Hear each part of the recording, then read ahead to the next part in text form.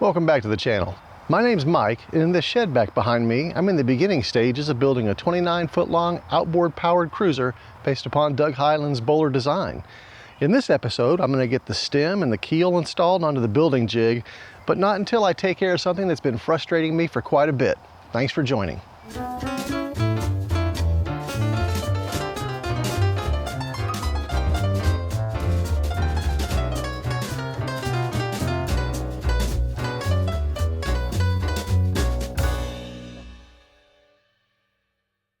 In all types of construction, including boats, there's something called the law of horizontal surfaces.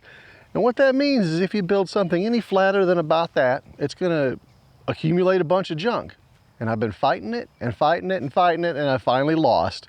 Because now I've got a 25 foot long keel lamination in the shop that needs to go in the boat shed back behind me. But I think I've come up with a way of not becoming my own worst enemy.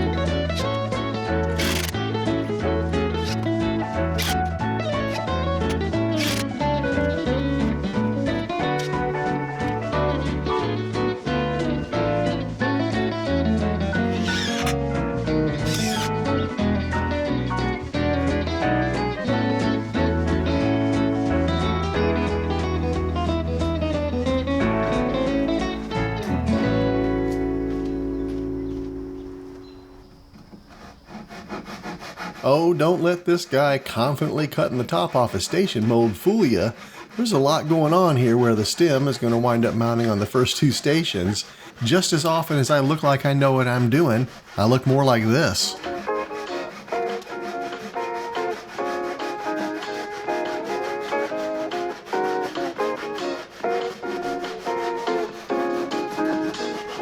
In this case, the challenge really was trying to figure out exactly how much to cut off the station molds in order to have the outside edge of the inner stem be in the right place.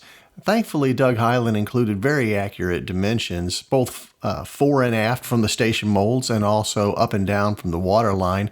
So it was a fairly easy few minutes of calculating to figure out exactly how much to cut off the points on both stations 1 and 2. So that having been completed, I'll use some of these little metal angle clips to secure the stem roughly in place, and we'll play a little music and work our way through it.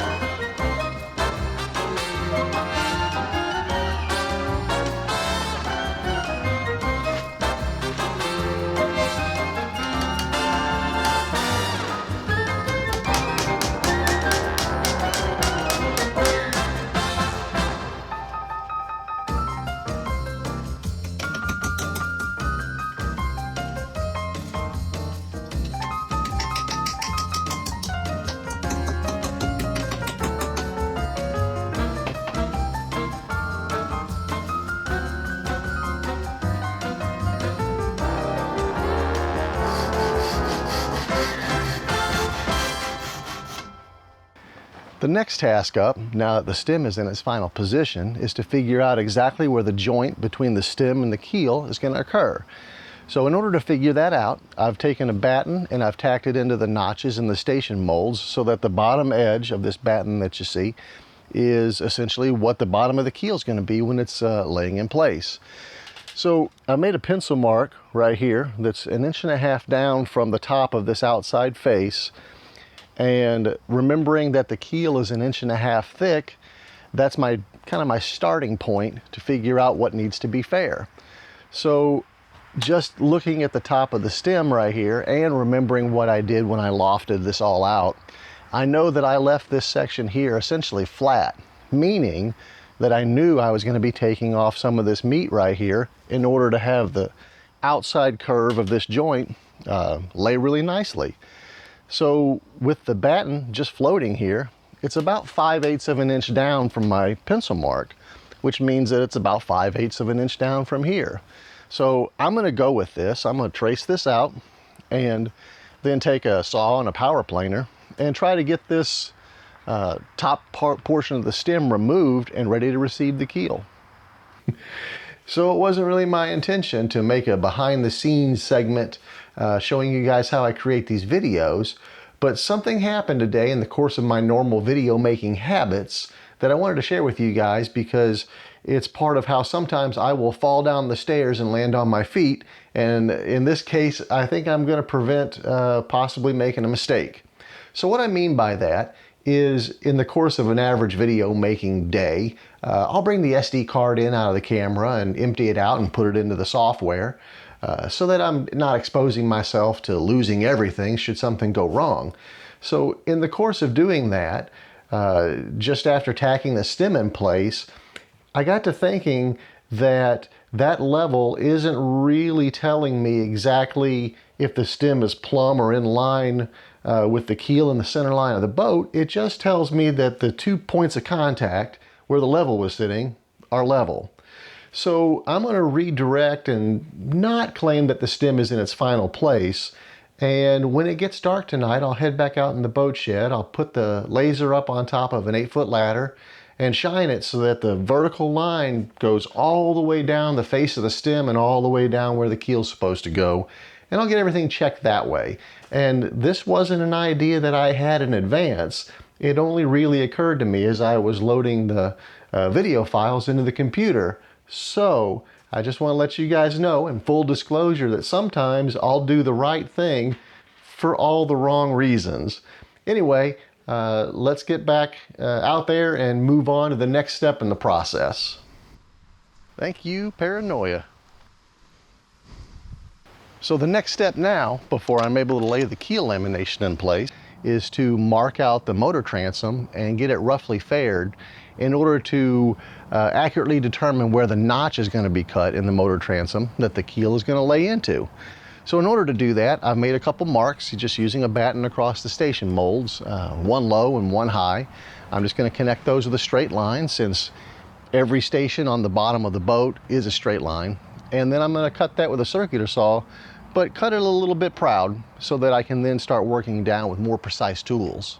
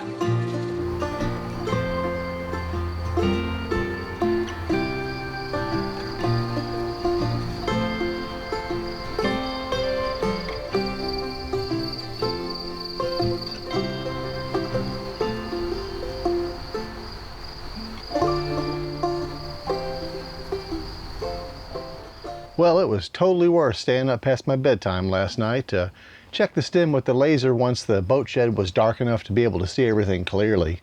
There were just a few adjustments to make.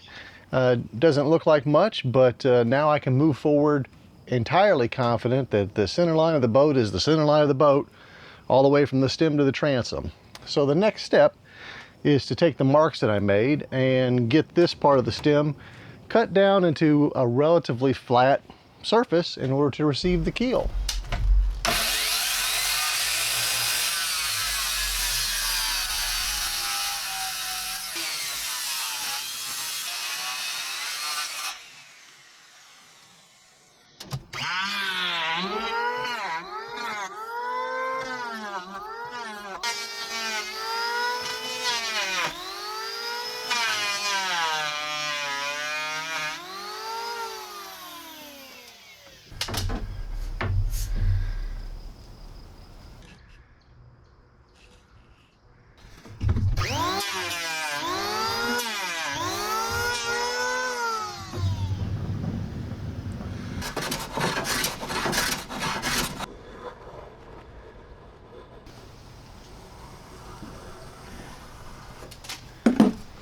It was right about here that I realized that I was on kind of a roll and that I had both the time and all the pieces prepped to get the keel laminated. So, quietly pleased with myself for having overestimated the amount of time something was going to take for a change, I decided to make the most of the opportunity and got the rest of the keel lamination pieces staged up on top of the form, laid out a series of clamps down the length of the strong back, and got ready to get the epoxy mixed.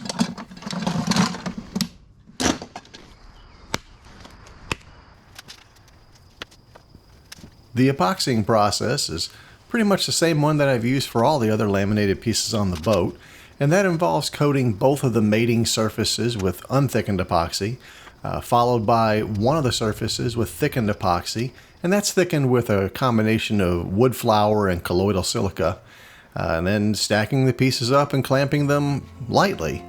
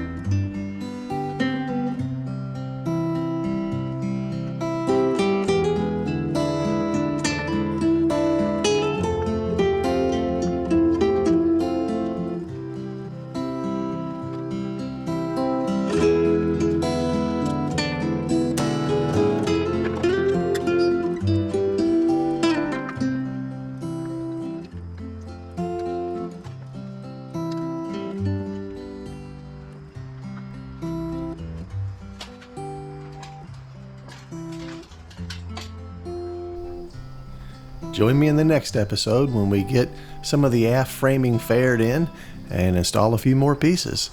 Thanks for watching.